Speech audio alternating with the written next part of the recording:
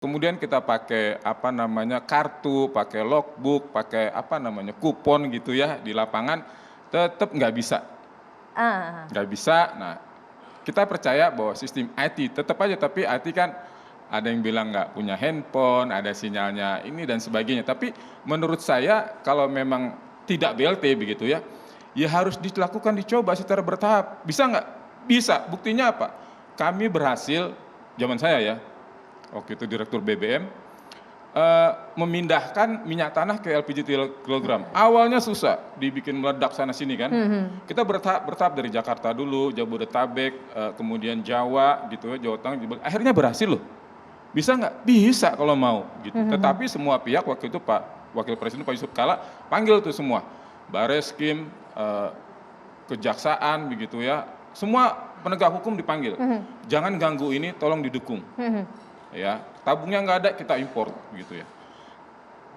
Nah, agen-agen minyak tanah yang awalnya nolak kita jadikan otomatis sebagai agen LPG. Nah, sekarang mereka happy semua kan. Gitu. Jadi kita punya contoh bisa berhasil gitu. Asal kita sama-sama semua ya, dari atas regulasinya mendukung, bawah juga mendukung, ya pastilah ada di awalnya tadi ya mungkin agak sulit dan sebagainya, tapi itu pasti terjadi. Harus ada komitmen Mas Tulus, tapi memang nggak gampang. Segala macam skema sudah dicoba, gimana kalau catatannya Mas Tulus?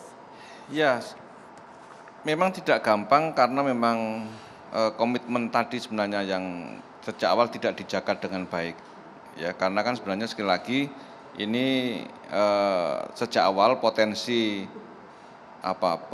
pelanggarannya besar, tapi kemudian ada pembiaran untuk terjadi itu. Sehingga akhirnya ya ketika sudah terjadi penyimpangan yang masif begini, itu memang menjadi sangat sulit untuk membalikkan keadaan seperti semula ketika di awal kita bermigrasi dari minyak tanah ke gas LPG 3 kg tadi yang sudah 20 tahun yang silam. Nah, sebenarnya memang instrumen pengendaliannya kan kalau pemerintah berani mengambil satu resiko ya, walaupun mungkin apalagi di tengah tahun politik begini kan pasti nggak berani. Apalagi kemarin kenaikan BBM juga disinyalir memicu kemiskinan, data BPS. Nah, instrumen pengendaliannya kan tadi sebenarnya ada dua ya minimal ya, ada distribusi yang tertutup tadi dengan berbagai cara, dan kedua adalah pengendalian dari sisi harga. Ya, harga dalam arti jangan terlalu jomplang harga antara yang non PSO yang 12 kg dan seterusnya itu, yang 5,5 kg juga dengan yang 3 kg.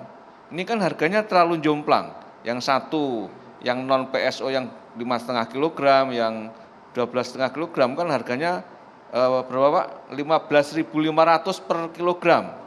Sementara yang 3 kg kan harganya cuma 4.250 kilogram, jadi sangat jomplang. Ya, insting ekonomi apapun akan memilih barang yang lebih murah. Karena kualitasnya sama, wujudnya sama, ya sah-sah saja gitu. Ini yang saya kira ada upaya distribusi tertutup atau menjadikan barang ini subsidi yang tadi dengan BLT atau kepada manusianya langsung ya, bukan kepada barangnya. Karena kalau kepada barang pasti terjadi penyimpangan yang besar. Ya, ada beberapa strategi yang kemudian dimungkinkan untuk bisa membuat agar kebocoran ini tidak semakin meluas. Lalu ada strategi apa lagi yang dimungkinkan bisa diambil sesaat lagi, tetaplah bersama kami.